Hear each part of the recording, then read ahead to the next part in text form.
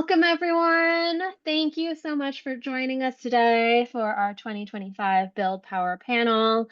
My name is Shelly Wen. I am the Senior Organizing Data Strategist at the AFL-CIO. This is Organizing for Power Action Builder Best Practices. We have 4 excellent organizers here today to talk with you all about how they've used Action Builder in their organizing campaigns. So the first thing we'll do is we'll just have our panelists introduce yourselves. We're going to go around, share our name, organization, role, and talking about a campaign or project that you've recently worked on that's been using Action Builder.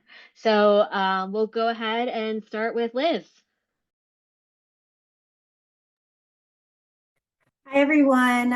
My name is Liz Sparks. I use she, her pronouns. I am an organizer with the International Federation of Professional Technical Engineers, IFPTE. So most recently, we used Action Builder for a successful external organizing campaign for a power gen company in Southern California. It was over 1,200 workers, 6 different job classifications, 3 different disciplines, 13 different regions, and 60 different workplaces that stretched across all like from Ventura to Orange County to Palm Springs. So it was a massive territory. So we got to really use Action Builder from the beginning to like IDing leaders, to building an organizing committee, to creating a structure, to testing that structure, to signing cards. And then because the territory was so massive, we did a mail ballot election. And so we also used it through that as well. And then when they won their union successfully, we then used it for nominations for bargaining committee, contract action team, interim stewards, right? And it played a really Action Builder played a really crucial part in all of that to make sure that we had all of the information, we could track all of the information, and our data was secure. Awesome. Thank you so much for that introduction, Liz. I'm going to jump over to Zac. Hi, Zac Smith, he, him pronouns. I am a labor relations specialist for Minnesota Nurses Association. So at M&A, that's a rep position, but we do a lot of internal organizing, which is relevant for how we used Action Builder. And I guess a little bit about me, my particular turf that in terms of like who I worked with, it's a Metro hospital in the Twin Cities that has about 1,300 members. We used it for the contract campaign that just concluded this summer. Every 3 years, 15,000 Twin Cities and Duluth nurses open their contracts and go to the bargaining table. And so, yeah, that was, it started in mid-March, and then we settled in July.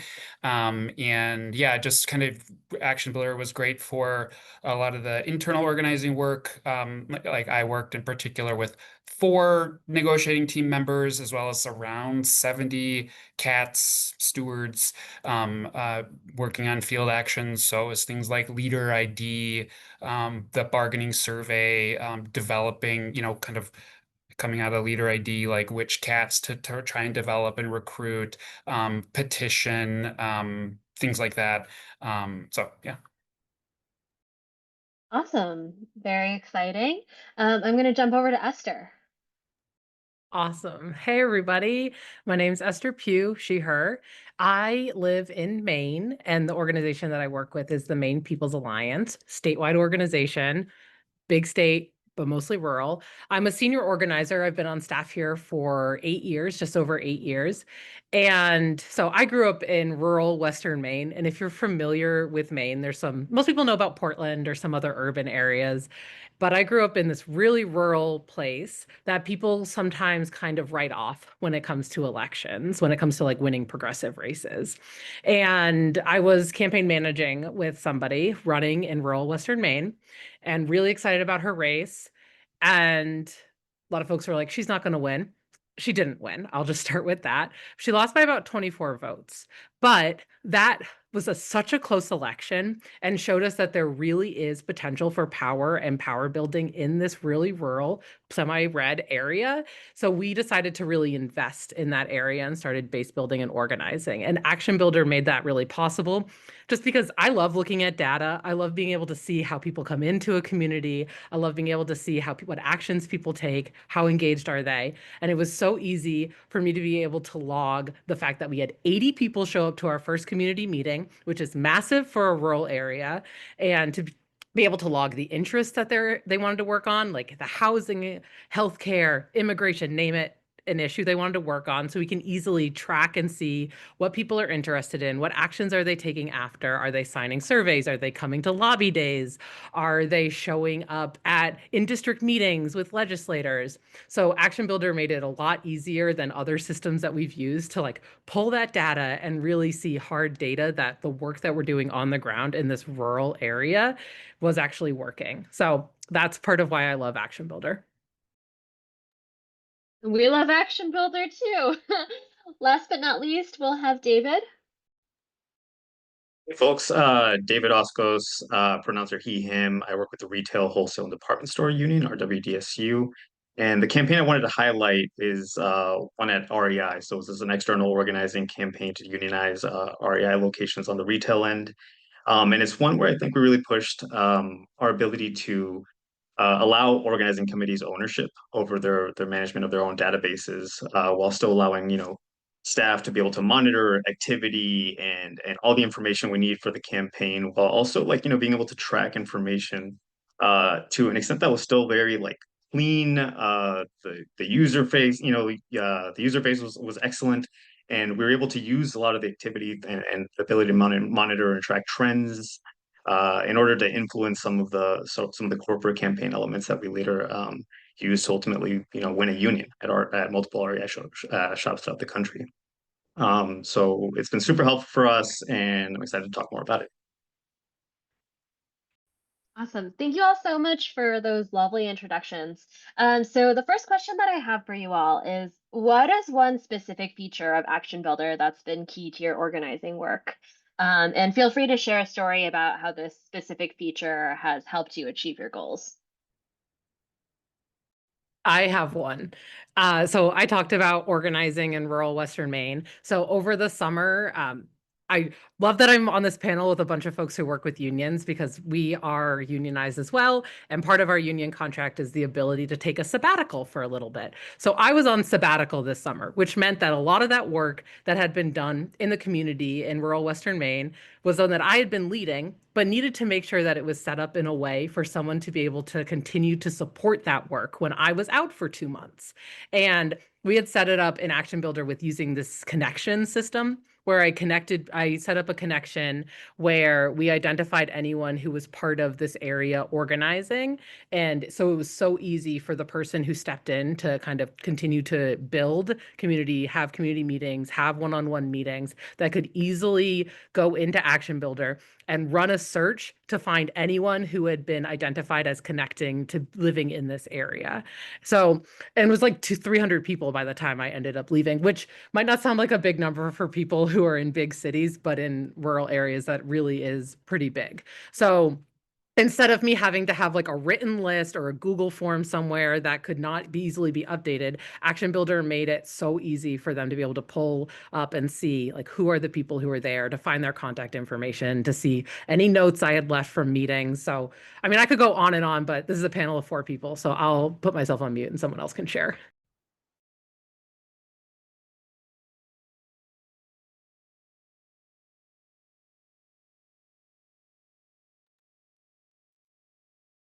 Okay, I'll jump in.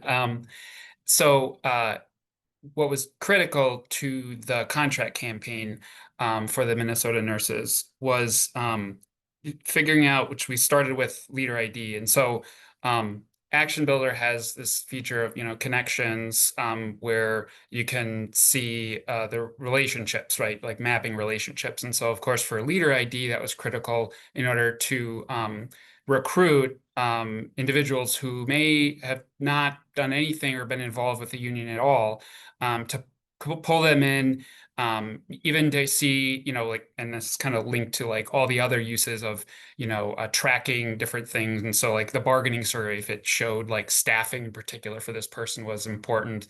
And we know that, it's kind of a unit concern on that particular unit. And when I use unit, I mean like actual on a floor of a hospital. So it really helped to drive like who should be involved to help to continue organizing and bring other members in on those floors who were followers of the leader. And so it was always like helpful to be able to look back at that. Even if like somebody in particular is remaining who hasn't like signed a petition or anything, and to see like, oh, who maybe influences that person, like even if they didn't want to be involved and be a cat or take a leadership role, that we could at least reach out to that person and then say like, at least could you talk to this person, and they could do that to get more members involved with whatever the particular action was. So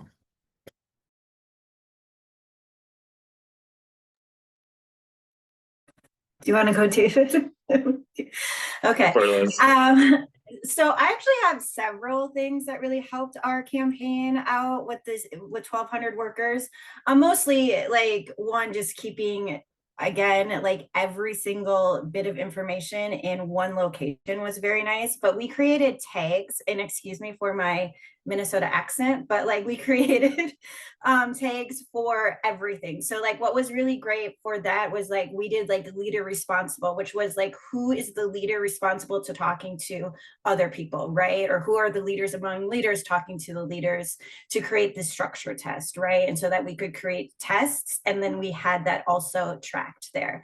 And so it was really important for us to do that, because then it's really easy, as Esther was saying, to create lists or to like cut lists or to have searches. And so that was really important, because not only did we do that during like the first phase of the campaign, but then also during GOTV, we tracked if people got their ballot, if they mailed their ballot, if they're still supportive, and we could track all of that. And then like we could cut lists to give to our leaders, or to use sort of like peer-to-peer texting, right? To like know what message to send them. And so cutting lists and tags were really important to us. But I would say also what really was helpful that I don't think was mentioned is that when you do a search or a query in Action Builder, you can save that. And so people, you can share that with people. So like if I was the one on the campaign that knew the most about Action Builder. So if I wasn't available, like they would know which list to load and to export, which was very helpful. So like we didn't have to do the same search over and over again. Like we could just save it, which saved a lot of time and headache for some people. And then the last thing that we used, it was the first time I used it in this campaign, because I've been using Action Builder for many years now. We used integration. So like we used our card signing was through Action Network, and we integrated that, or we synced that to Action Builder. So like when someone would sign a card, it would show up in Action Builder, which was very helpful. So yeah, I think those were like the main components that really helped our campaign along. Cool. So the one feature I kind of mentioned earlier, but I wanted to really highlight, is the ability to kind of zoom out and oversee trends based on data points that you've submitted into Action Builder. So whether it was trying to justify UOPs around violations of status quo during the organizing phase, right? And being able to like track things like how staffing or hour allocations have changed over a 3-month span, 6-month span, 1-year span, or further. It's just like very practical and easy to not just like, input that information, but also like use it to provide evidence, right, for unfair labor practice charges, or even break that down by ethnicity of given workers, right, and see if there's any kind of discrimination at play that you want to work into, not just maybe an EOC complaint, but also possibly even into contract language, right, because it's something that now is quantifiable, that you can demonstrate to the employer. And again, it provides just a ton of evidence that's super useful for a number of different things, right? And just again, the ability to have like so much data in one place that is just like very easy to see and also be able to apply through things like, activity streams and trend views is just so helpful. That's awesome. And I love hearing about like how all of you used slightly different features because there's so much that you could use Action Builder for. So my next question is, what do you see as potential challenges in your work, and how has Action Builder supported you in addressing those challenges?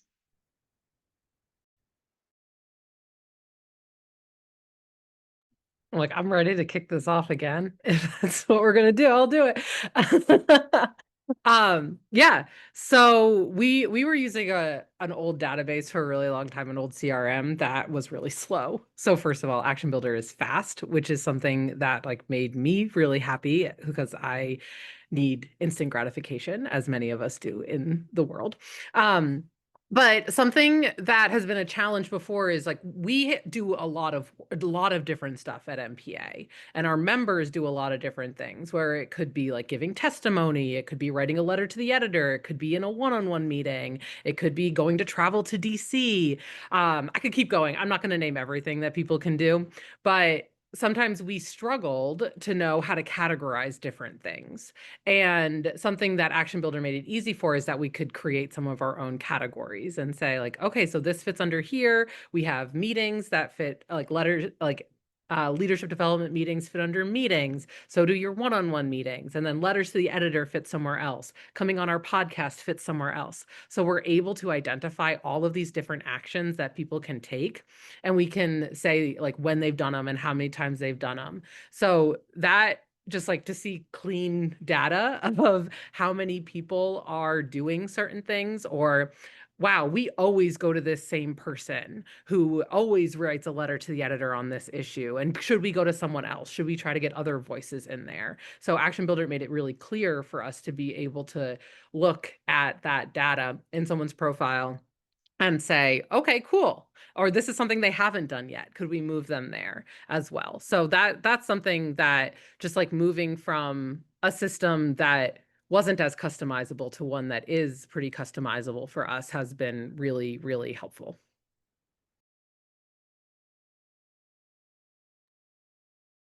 I think for us, not so much for the REI campaign, but for some larger campaigns where you're talking about hundreds of workers, thousands of workers, and maybe a ton of workers or organizers working off the same data or inputting information on the same campaign, it starts to get there's more potential for error, right? And the ability to not just set up tiers for access for individuals, if you think that that's important for different like privacy or other considerations, but as well as again just being able to monitor and filter for activity for a given individual helps you really get a snapshot of things that are not working out or inputs that are just consistently a mistake. If someone is just having issue and it's a training element, right? And maybe they put in a lot of wrong addresses when they were supposed to put input a not home. It's very easy to like isolate all that information and then go clean it up very quickly without having to necessarily pour through a ton of information and try to figure out what went wrong and who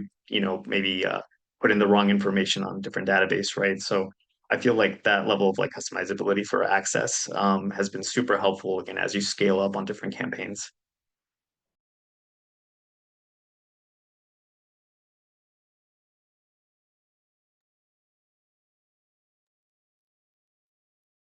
Can you repeat the question again? Sorry. Yeah, what are some potential challenges in your work, and how has Action Builder supported you in addressing them? I think with the last campaign, like the challenge, I mean, I feel like I keep reiterating this, like having so much information for 1,200 workers in a Google Doc is not, does not secure the data just like action, like a database would, right? And it is so customizable, which is really important. But also, as David was saying, like there's access to like how much access each person can have, which is helpful sometimes, because some people like, especially I work with a lot of data-driven people. I work with a lot of scientists and engineers, and they like to look at the data. They like to see the trends. They like to know like, the percentage. They like pie charts. They like all that stuff. And so like, very helpful to, you know, to always be on top of it, and having that in just one location. Because if it was a Google Doc, like, we don't know who is updating it, who's not, like what happened through it, right? And I think David was getting to this, but like you can see like who made those changes for that person, right? So like if something was wrong, like you can understand, like it is tracks like who has put in information to that particular person or campaign, which is also very helpful. But again, like I know there's some people who really, you know, use a lot of spreadsheets for especially like in the beginning of external organizing, and it just is just so much helpful to like have all of the information. And I think it's also easier for me, I'm a more visual person, it's also very easier to read, and I think it's very user friendly. And the like I've used a lot of databases, and I think it's very user friendly, like with the wall chart, with the trends, with like, you know, it's very much like anyone can, it's very intuitive, right? In the beginning of just like putting in data, if that's all that someone is doing.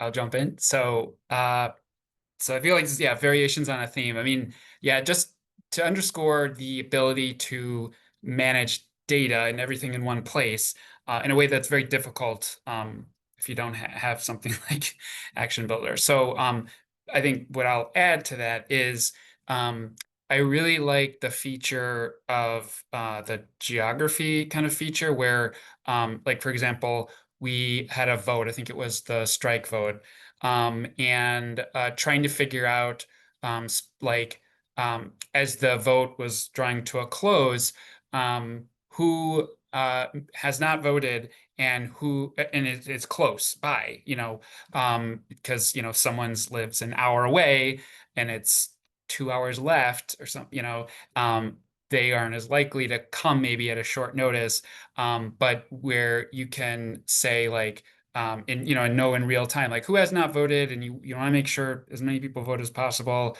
And do they live around the hospital? Because it was at the hospital where we were when we had the strike vote, and so being able to map that and see specifically like who is close by to the hospital to try and target them, and then I guess, and another thing, the ability to hit the text or call function. I tried texting, and so Action Builder also has the button where like you go to that person if you can see they're close by, and then the ability to text them. I click that, and then, you know, if you're on your phone right there, it'll then just send a text message. And one person in particular, he was like, it was like a couple of texts back and forth.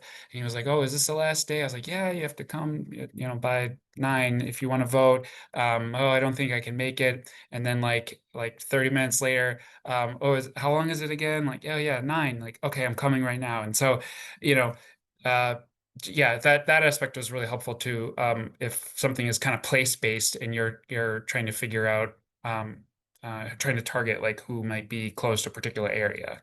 So. Cool. So I think Esther and Liz touched a little bit on my next question, but I would love to hear more about how Action Builder has helped your organization or your organizing committees help build a stronger data culture, and how has that impacted your organizing program as a whole?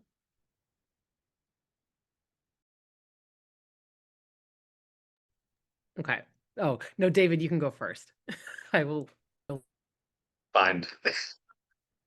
I think you kind of mentioned this a little bit before, right? But like in terms of just like continuity with changes in staffing, right? It's been super helpful to be able to like have all the information in one place and be able to like easily like, you know, swap out like organizers as needed because people leave or they have vacations or God forbid an emergency happens, right? And someone can kind of just like plug in, be able to like view data very, very like, you know, easily and kind of catch up to a pretty significant degree with what's happening in a different shop that they're maybe less familiar with. And just being able to just, you know, in general, like have like a standardized way that you can capture information across multiple campaigns, and that there's some consistency to that. And it just makes the work so much easier, right? And I think it's been mentioned before, but like I'll just like highlight it. Yeah, the user interface is so great. We've like workers, you can like have like, give access to this stuff. They can play around with it with like minimal training. Obviously, you want to do, give them like, greater training on all the different tools and things that they can use for their organizing work. But it is something that is very accessible, and I would really encourage folks to, again, test it out, especially with workers, and not just staff. David, I was just doing a walkthrough on Action Builder with one of my interns right before I jumped onto this panel. So, and she was like, "Oh, I get this." It was so fast. It was so easy for me to explain it to her. So that was great, first of all. But yeah, we're really trying to implement really share the importance of data in our work, and which obviously we all know it's really important. I love looking at data. I think it's so cool. And so one thing I've done, this is a little, it's because Action Builders made it easier to do, but sometimes our organizers get so on the ground in their meetings and like one-on-ones that data can end up being like an afterthought, and remembering like, oh yeah, I do have to enter that I had that meeting. I do have to enter that event happened. So I implemented, with support of other folks, obviously, a data party that is really fun, where we just all jump on a Zoom call or a video call, and we're all doing data at the same time. And it's also an opportunity for other organizers to ask questions on like, oh, I tried to do this. How do I do that? And I can easily pull up a screen share like I did with my intern about an hour ago, and say, oh, this is how I do that. And doing that has actually helped. Like, I figured out a new way how to log attendance for an event that, while before it was taking us like hours to do something. And then I figured out a way, and it took like 10 minutes. So, and then I shared that with the rest of the team, and it opened up a lot of time. So it's really like, how are we sharing what we're learning with one another that helps us to prioritize the importance of data in our work? And then the other thing that's really cool is, like, you talked about the interface, is like, it's mobile friendly also. Like, we all have our phones on us all the time. And if I go meet somebody for a one-on-one somewhere in the community, I'm like, I don't have to wait until I'm back at my computer to put in notes from that meeting or to mark them and anything. I can pull up my phone and I can do it right there, which is something that I have to keep reminding myself of, because I'm not used to that. Believe it or not, I'm not used to being able to use my phone to do some stuff. So that has also just been really helpful in knowing that like, mobile friendly just makes things so much easier in this day and age. So that is some of the ways that we're trying to build a stronger data culture. And I recommend doing a data party. It's fun.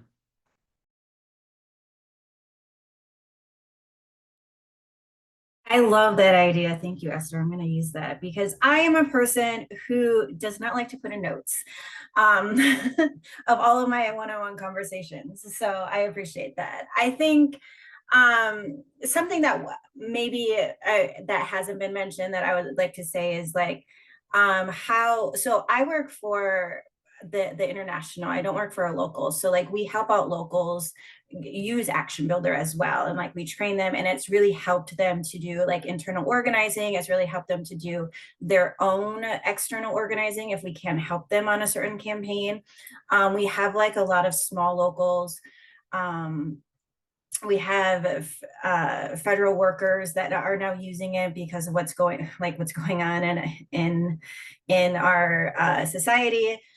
Which all of that's saying is that it's so user friendly that we can set it up for them and then they can use it, right? Because like, we are a small international, which is very different than like I think a lot of people are used to. Like, there's one other organizer and then me. And so like, we can't be on every single campaign. And so like, we have expanded because we're like the engineers and scientists union, like they love data. And so like, they're very used to that and they like that. And so we just give them like, they decide like who's going to be on the data team, right? And we give them access to that, right? And so that has helped build like a data culture, more so, but also with organizing and having them understand organizing a little bit more like through the data. But has also just build more campaigns out that so like we as an organizer, I can see like the trends and whatever, and then help them through that. Like if I can't be there at every single meeting. I hope that makes sense, but that's how we're sort of building our organizing capacity. I would say transparency, just like being, in particular, thinking about including members or workers, in my case, members, in the whatever work is going on, as well as correcting errors. I mean, so first, in terms of the work, one of the negotiating team members who used it, who liked to use it, was like, well, I guess so for a particular action, for example, like a petition, like where there was a petition that we were getting signatures on.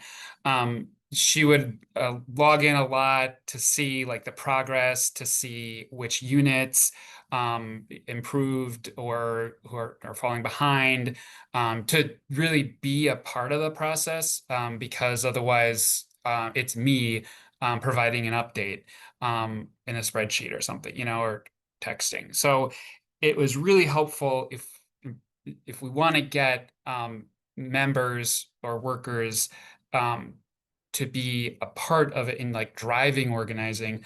The data side is important, right? To like make sure that they're seeing that and are seeing the same thing I'm seeing and able to just go in and see it themselves, to drive actions, for example, in the field. And then correcting errors, like you do not want to get a nurse upset about like that person's unit is wrong.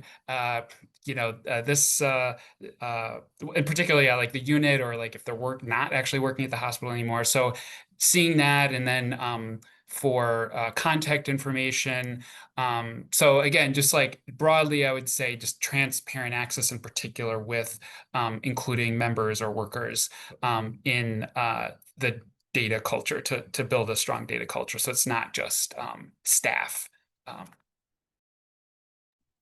And I thought of something else that I want to share that helped us build a stronger data culture. So there's a really great system in Action Builder where you can set up phone banks or canvases for people.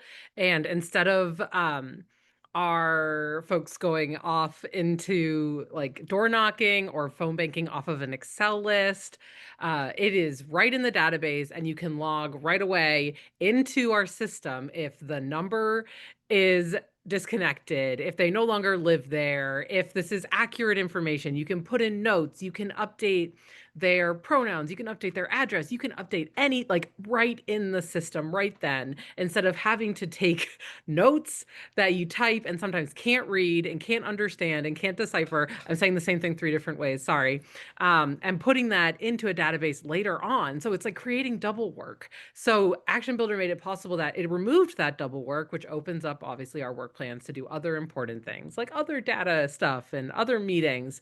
So that is one of my absolute favorite things. The fact that I can do it. I can put in this information as I'm calling somebody or as I'm at their door, and I don't have to go data enter it at a later time, because oh boy, I think that any of us know how much time that used to take up on our work, or for us or for our members or for anyone else. So I will like cheer that system on forever, and that aspect of Action Builder. Awesome.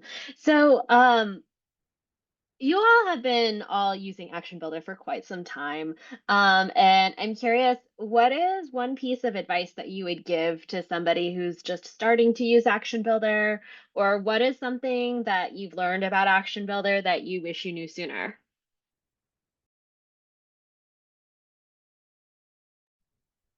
I'll just say, like, including members / workers in and training them on it as soon as possible, and taking the time uh to get their buy-in and to like give you feedback about how it is, and if there are changes that need to be made that are helpful, and because again, like they need to drive the work. as a labor movement, right? Like we are going to fall if like this is, you know, it can't be staff driven. So I would really say that's like a huge thing. I will say like on my behalf, like in terms of like I think different LRS has had different experiences with members getting involved. I wish I had more because actually I didn't have as many as I wanted, and part of that was just kind of capacity in terms of like taking the time and like going through it and training, and you know, so that's certainly like a goal for me to get more and more members to use it and to be familiar with it and comfortable with it. But definitely, I would say like as soon as possible, getting members trained up or workers on using it and getting their feedback about what works best and what may need to change uh, to yeah to ensure that they're actually using it. So.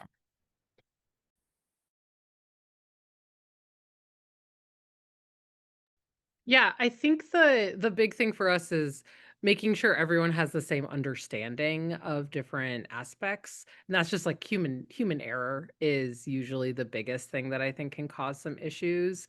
Um, so something that we started to do, because there was some confusion on should I log this here, should I log that there, even with the clarity that I've talked about that exists in Action Builder, people just get confused. Like we're all human. And so we started making like walkthrough documents, and that is just really helpful for new people to look at, or even someone who might have had the walkthrough, but they were also being onboarded on everything else in the organization at the same time. So we have some walkthrough docs that say like this is what this means, and then something that I started to do that has been pretty helpful for some folks is like when I'm doing a certain thing in Action Builder, I will actually open up a Zoom and I will film myself and record, do a screen share and show how I do a walkthrough. I'm like, this is how I do this.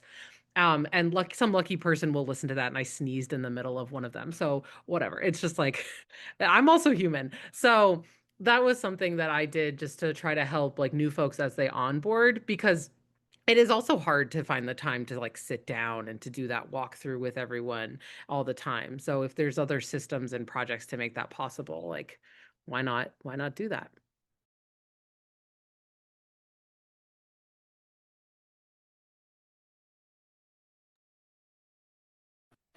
I don't really have anything new to say that Zach and Esther did not say, but I will say it's always a learning curve, and I think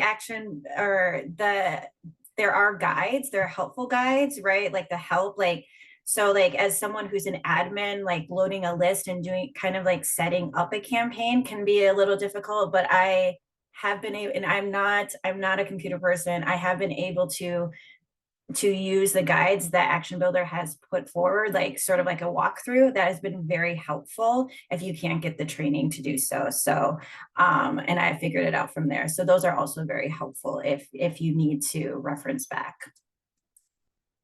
But yeah, just like again, just what everyone says, like just having a first initial training with people right away is very helpful, and how you want to log things and how to make it systematic, so like everyone is on the same page.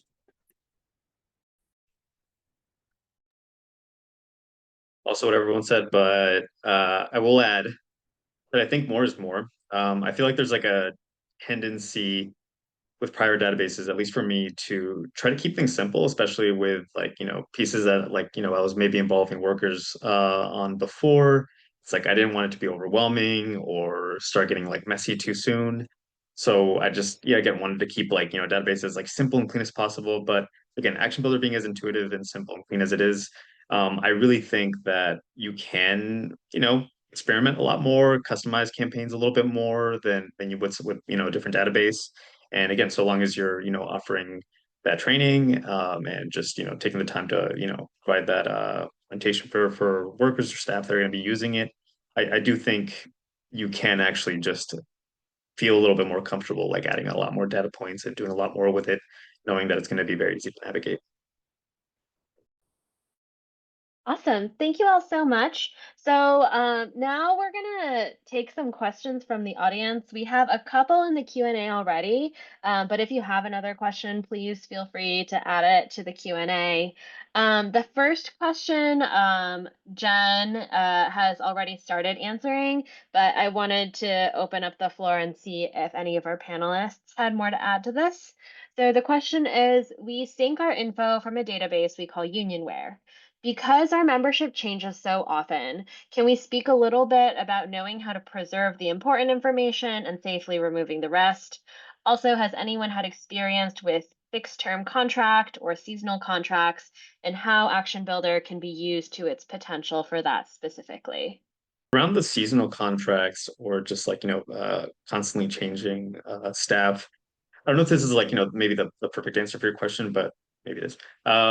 We have a unit of folks that work farmers markets. And even though they are a lot of them seasonal workers, they kind of come and go during depending on, peak harvest seasons and whatnot.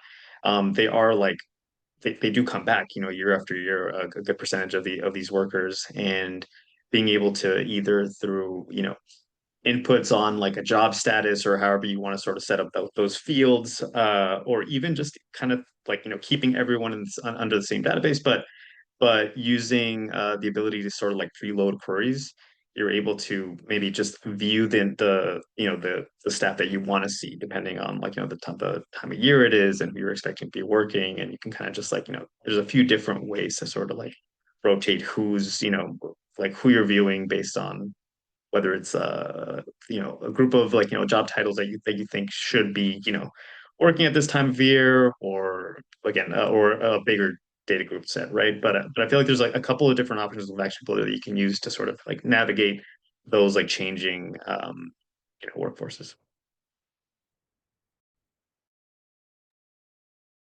Great. So we have another question, which is about authorization cards. So if you used digital authorization cards, did you take any steps to verify signatures, either with an Action Network reply email or a text message or a follow-up call with an organizer? Great question. So we had such a robust structure that we would have like the leader or activist call us and be like, hey, I just talked to this person. Did they sign the card? And this is what we talked about, right? And so on and so forth. And we inoculated them. And so we debrief that conversation. But in Action Network, I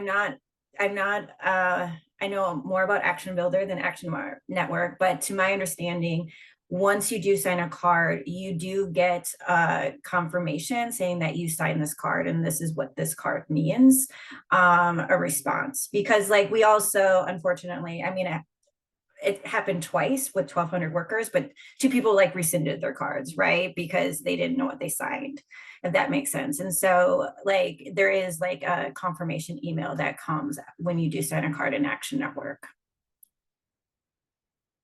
But to follow up, like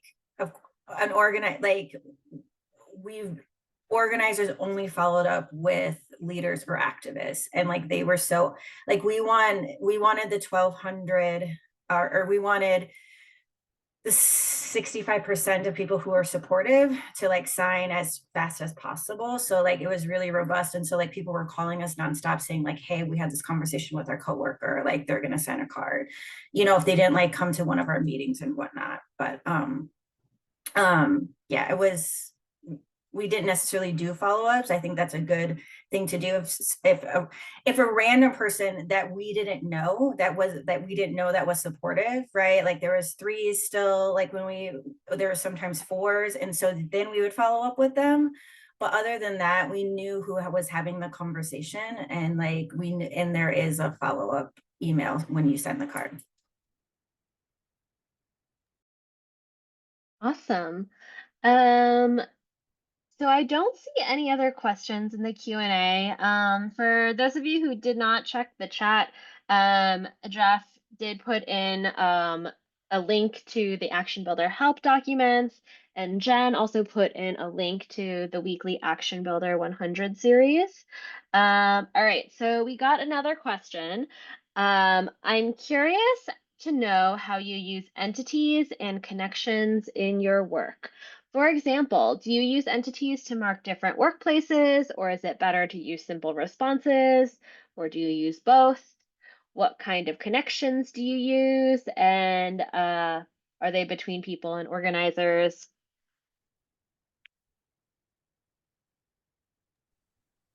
So from an infrastructure perspective, I guess like under the hood, like I personally haven't worked as much with that. Our direct data, director person does that, and she's really great at that. Um, I would just say from what I know, I mean, the connections piece, like I was saying before, for example, the people-to-people connections is what's used for, what was used for leader ID.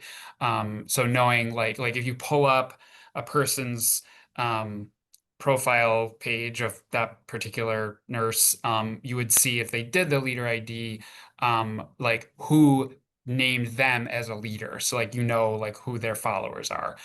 So like that's the people to people. And I think also connections is used like people to department to link, what department they're from to that particular person. So that's kind of the extent, I guess, of what I would know based on the question.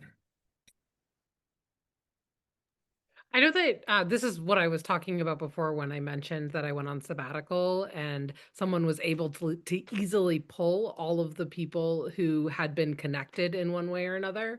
Um, and that I used the connections. I did it in two different ways. I connected people to me, and then I also had created like an organization or entity called like Oxford County Rural Organizing or something along those lines. So people were connected in there too. But then we also use it to, connect people who are married to each other or who are related or where people work.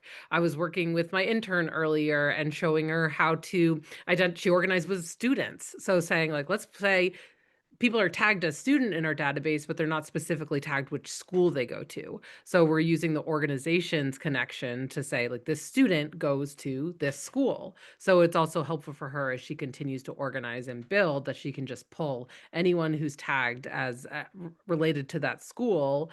And she can just find that information easily. Like I was watching her face as we were going through this and she was so excited. So it's still the connections part is still something that we're still learning and perfecting and figuring out how to exactly put it into our work. But that's how I've used it so far, and it's been pretty helpful.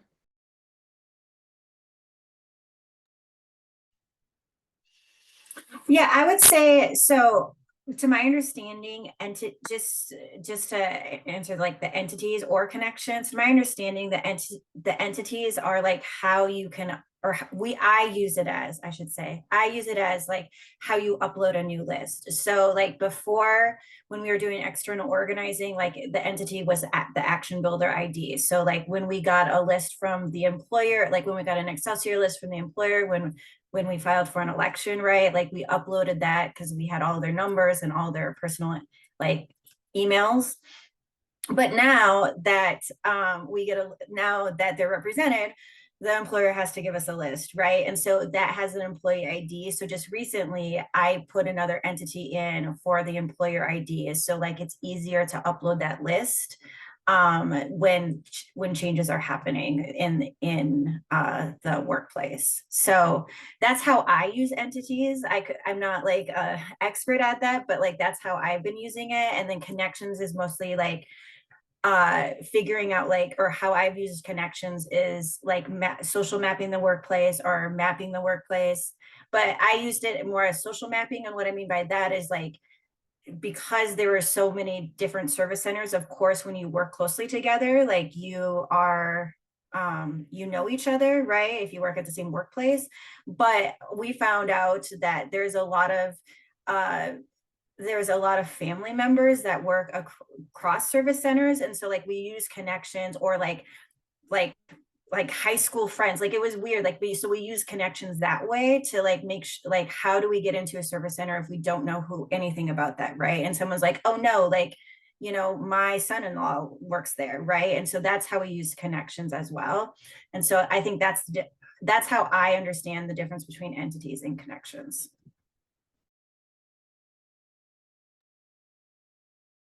Awesome.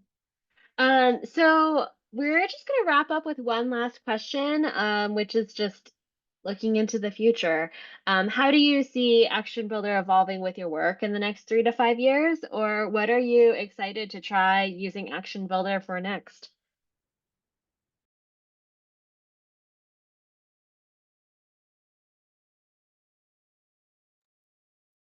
Liz, go ahead. I mean, I don't really have a long answer for this, but and then Shelly, I'm so sorry that I missed your thing, but I was really helpful. I want to learn more about integrations. Like the last campaign, that's the first time that we used that, and it was helpful, but I'm sure we could use it more, or it's more useful in other areas that I just don't even know about. I'm still learning that.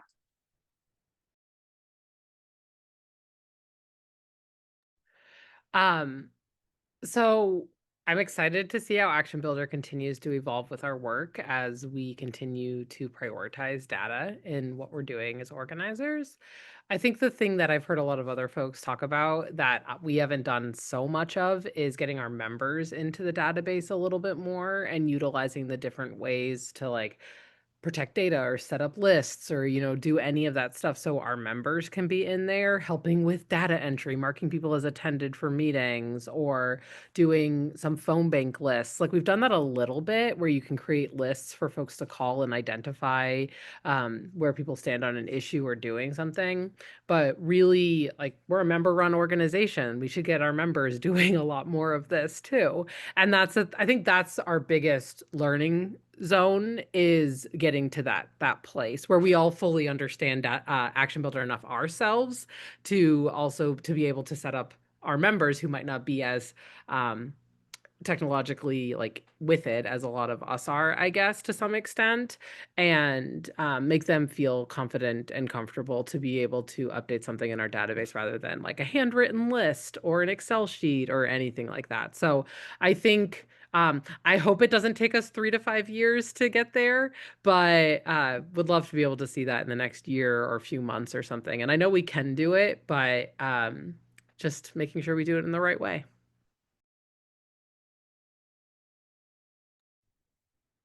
I would say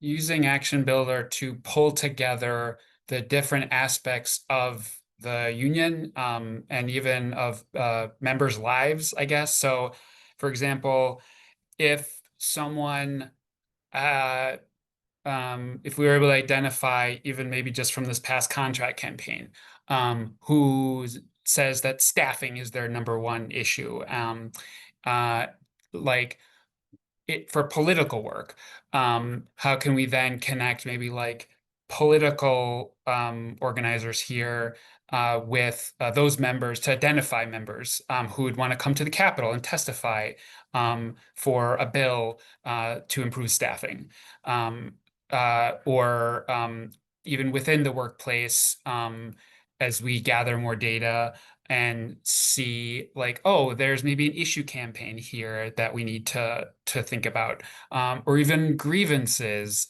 particular types of grievances being filed in maybe a particular hospital or unit of the hospital.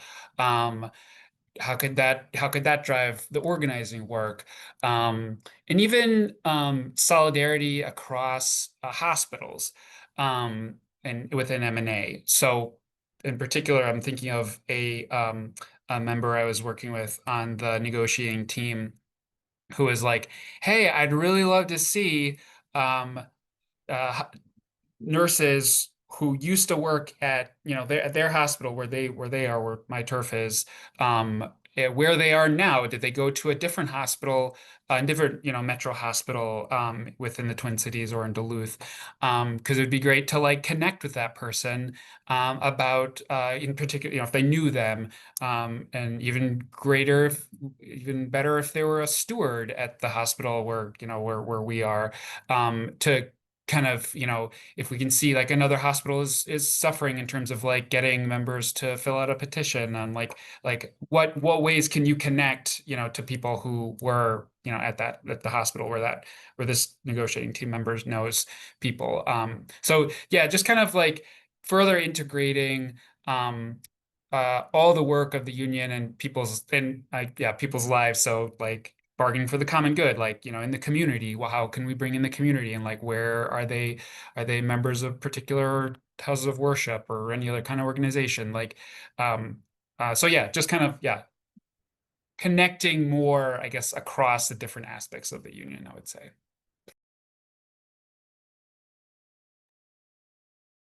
Had a similar one to Zach, but it's that piece, I think, being able to like cross-reference some of these lists, not just, for organizing purposes or member organizing drives, but I think we kind of had like a prototype attempt at doing some of this across over in Alabama, where we actually were able to use some of our organizing lists down in Amazon to help support and identify union supporters at a like Mercedes-Benz plant that was being organized down there. And I think being able to do that again across like not just different companies that are organizing, but yeah, across community organizations, faith organizations, or others, I think could be helpful and has a lot of potential, whether it's for policy pushes at the local level or something else. Well, thank you all so much. This was such an amazing panel. I learned so much, and I hope that all of our participants watching learned a lot too. As Jeff said in the chat, our next workshop, which is training your campaign leads, is coming up in an hour, and we hope to see you all then. Thank you all so much for coming.